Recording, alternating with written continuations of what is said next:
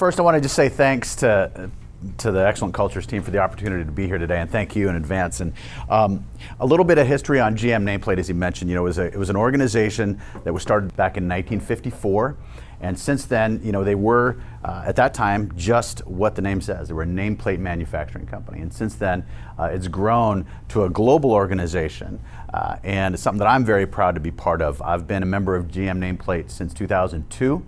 And in 2005, I was asked to lead the aerospace business segment. As Steve mentioned, aerospace is just one of the industries that we support. Very heavy into medical, into automotive, test and measurement, home appliance, cellular phones, agriculture, and I think that it's one of those. It's the type of product that a lot of people don't think about, but it's something that is really compliant critical, especially when you think about the industries that I just talked about that we support, okay? From a manufacturing standpoint, you think about manufacturing, right? It's supposed to be pretty simple. You've got your blueprint, you've got your specifications, manufacture the parts, you inspect the parts, you ship the parts. Pretty simple, right? And GM Nameplate did a great job with that for many, many years, and had a lot of successes. One thing about a family-owned company is that you have a lot of people that have been there for a very long time. A lot of folks right out of high school. A lot of people, this is their first real job that they had, right? And when you have manufacturing, you've got tooling shops, you've got people that are machine operators that have been there for 10, 20, 30, 40 years.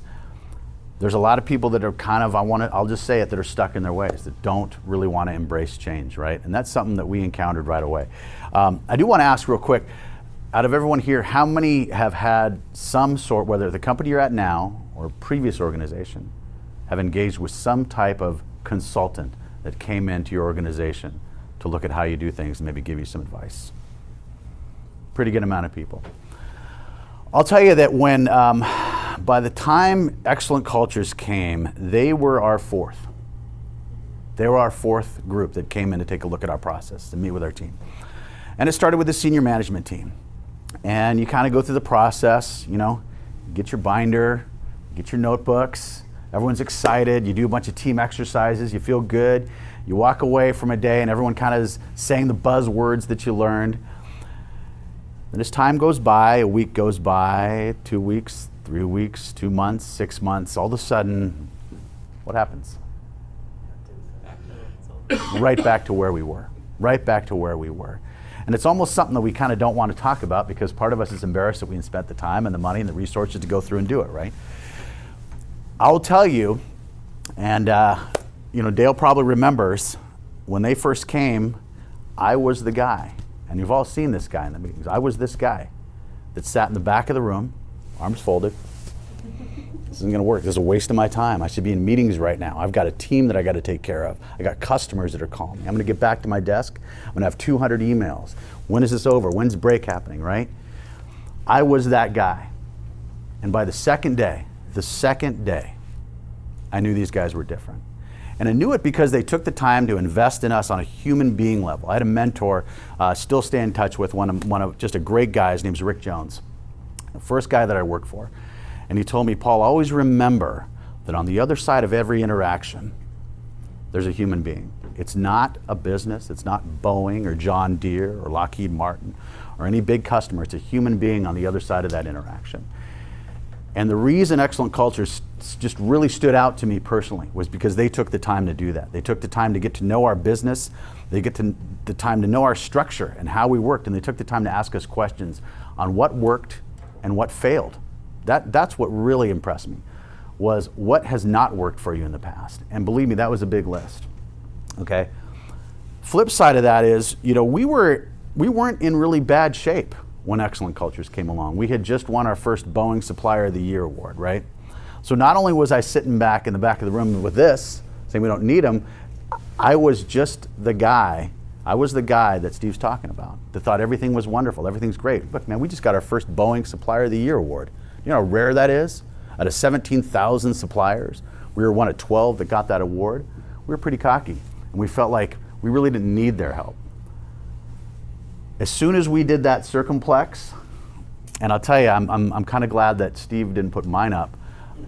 I'll share with you, it was extremely humbling because I thought, man, everyone on my team loves me, everything is great, I've got no problems, I got a team that's here every day, showing up, doing great work. But I realized also looking to get to that Supplier of the Year, the road that we took to get there was incredibly difficult. It was extremely tasking because I had to be on people, my boss had to be on me to be on people. Everyone was stressed out. We got there, we won it, we had a big celebration, everything was great. But how are we going to sustain that culture? How are we going to grow that into something that was going to be truly excellent? Well, we realized pretty quickly when we did that circumflex that we needed some help. And like I said, these guys were different. They were the ones that, said to us, you have to look at it on a human being level. And when I saw that, I said to myself, yeah, this is humbling, but I also asked myself, is this what I want to be as a leader within this organization? Is this what I want us to be? When I saw the circumflex of our organization. And we said to ourselves, okay, we can do better. We made a decision, a collective decision. And it wasn't just a decision within management, because I think some of you probably here know that if a decision is made just on a management level, and if you don't have all the employees vested in that decision, it's not going to get a whole lot of traction. It may last for a little bit, may get a little bit of growth, you may see some incremental improvements. But how are you going to scale that if you want to grow as an organization? So what we did is we invested the time, we invested the resources. As Steve mentioned, it's actually been 7 years now since we've been engaged with this group. One of the things that we really wanted to see, and what made us realize these guys were different, was when we laid out our charter to improve, we decided, what do we want to be?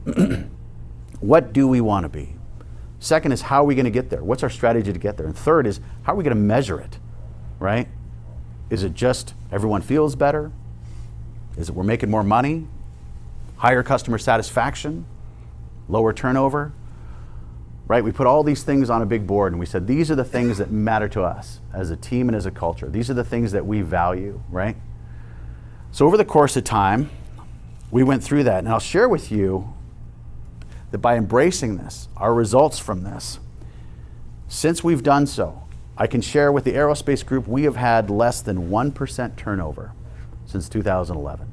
Less than 1% turnover since 2011, right? That's something that's incredible. It's something that I'm extremely proud of, because I think everyone here knows hopefully knows what the true cost of turnover really is within an organization. It's not just the time to rehire and retrain somebody. It's all the things that go with that. Re-educating your customers, re-educating them to a system, right? Another thing that we saw was within our bottom line. I've always felt that if you take care of your people, right, and this is something that Excellent Culture's helped us with, take care of your people, they're going to take care of your customers, and the earnings are going to start to take care of themselves. It's something I believed in, but I never really saw it happen until we had our engagement with Excellent Cultures, right? So we've been coming on our 7th year now, and our waste reduction is off the charts. Quality and delivery right now over 99%, right? Quality and delivery now is over 99%. People are engaged because they realized through this process, they saw firsthand that we're going to not just listen to their feedback, but now we're going to listen to their ideas on how we can improve, right?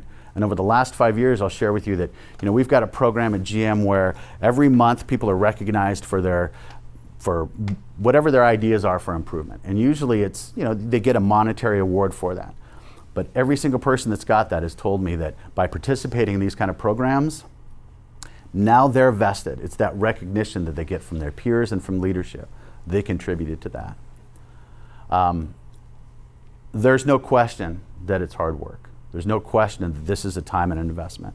And when Steve asked me if I'd be interested to come and share our story, I jumped at the chance, frankly, because like I said, I was the guy in the back of the room, arms folded, thinking that it wasn't going to work. And I am proud to tell you that, when Dale shared the story with me about the gentleman that put his circumflex up, I was a little bit nervous to do it, but I did it. I didn't have the huge printout that guy did, but it was just an 8.5 by 11 right there by my cube, by my name. And it was a reminder for me that I had to continue to do better. And trying to lead by example within our organization is something that we took really, really seriously. And again, it's proven itself. Our customer surveys have been phenomenal. Our turnover rate has dropped drastically, right? It's shown in our bottom line, and our profitability, and our growth. And our customer satisfaction surveys, the numbers keep improving. And we really have excellent cultures to thank for that. Since then, I'll share with you, we've won 7 consecutive Performance Excellence Awards.